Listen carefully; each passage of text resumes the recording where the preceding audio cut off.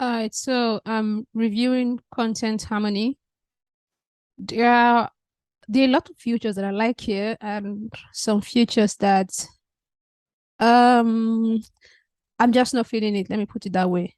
It's all around. It's a really good tool. Like it's a very, very, very good tool. So I'm just going to get started. The first thing you do, you come in, you create a project, and once you create a project, you can just come into the content workflow and get started immediately. So first of all, you see the search intent. This says the primary search intent is research. I honestly don't see how that is helpful because research can mean anything. So you can see that it's okay. Yeah, it says we use a scale of 0 to 3 with the higher score indicating a stronger set of intent signals. But this is mostly research. Maybe this is also a commercial keyword, and this is like a review compare kind of keyword. So just saying research, I think they could show the intent better. Now they say the next part is self freshness, average age. Um, this feels like a meaningless metric because I don't see how having this is going to help me create better content. Set future. People also ask future snippet. Yes, that's true, but video is also another set future for this keyword, and it would have been nice to see it there. So you know that you're supposed to create video content. Yeah, not most of the guys on page one are in, but it's also part of the intent for what I've seen across other tools I've been reviewing. I like this seasonal keyword and trend. This is helpful if you're working with seasonal keyword. It tells you when would be the right time to target a keyword so you can prepare content ahead of that time. And this also shows you, I think this is pulled from, yeah, this is pulled from Google Trends Compare, shows you areas in the US where people are mostly searching for this keyword. Okay, so the next part is the topic analysis. I like this because it shows you how many times you use a keyword based on how competitors are using that keyword. So this is good information to have. And then next one is outline and questions. So the outline, it's kind of like what we've seen on Phrase, Neuratext, and others. I think the only tool that did not have this was Market News. So outline basically shows you all the subheadings and how competitors structure the content. So you can use this to say, oh, this is being repeated across this other sites.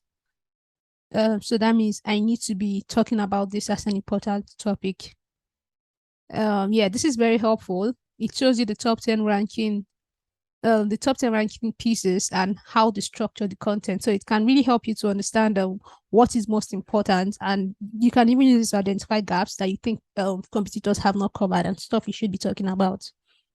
I like the question section because they're not just pulling data from Google's people also ask, they're also pulling data from Quora, from Stack Exchange, from Reddit. So this is really good because now you can use this to understand what does your audience know about this topic, what they don't know, and what you should be answering when writing about this topic. Like, is there any misconception that you should be clearing up for your reader? Yes, this can help you to dig into that.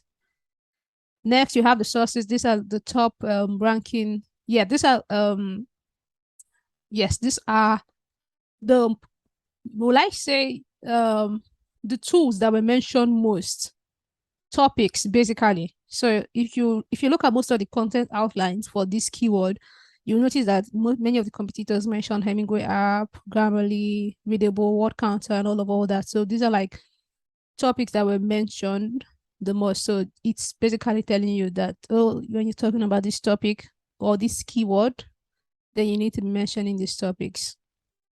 Um, yeah, top internal target links. So these are sites, or sorry, pages within my website that I should be linking to. I really appreciate this data because it takes the guesswork out of where I should be linking to. So yeah, this is very helpful.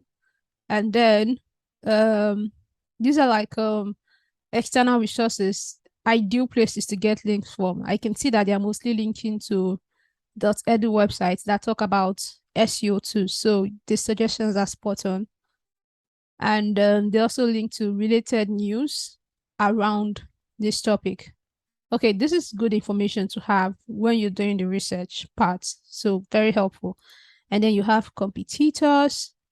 I like this because it shows you how many domains are linking to this site, their domain authority, word count, grade level for the article. That's what's the reading level for the article, and then the estimated traffic for each of the sites. I think they get this data from Moz.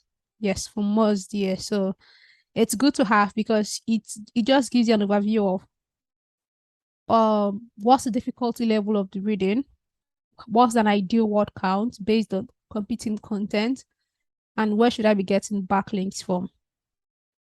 And then what I'm seeing on Content Harmony that I haven't seen anywhere else is images and videos.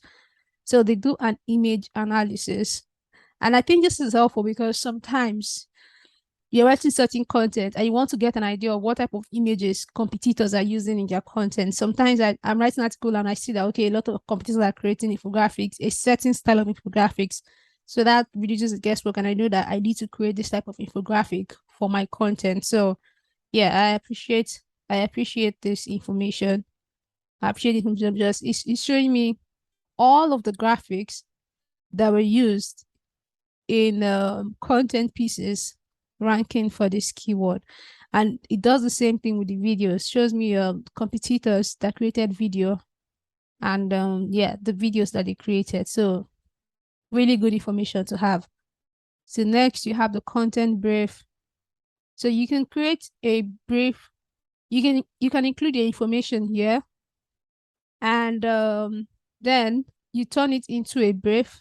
Content Harmony has, yeah, they have some briefs. Yeah, they have some briefs. I feel like there's too much going on in the briefs. Let me just show you what I mean. There's too much going on in the brief that if I was a writer and I was getting this brief, it would feel overwhelming for me. It would feel overwhelming. It's just a lot of stuff. It's just a lot of stuff. It's just a lot of stuff going on in their briefs. So I wouldn't use the briefs. I wouldn't use Content Harmony brief, but yeah, it's a nice to have. I feel like you could create your own brief, or rather I could say that Phrase has better briefs than this. If I was comparing, I would prefer Phrase's brief to this. All right, so you create your brief and then you can use the content grader to get a score for your content. I think based on how well you've used topics and semantic words in your article. So this is also very helpful. So you have the part of doing the keyword research, you have the part of creating the content brief, and you have the part of optimizing the content. So all in all, Content Harmony, it does what it's supposed to do.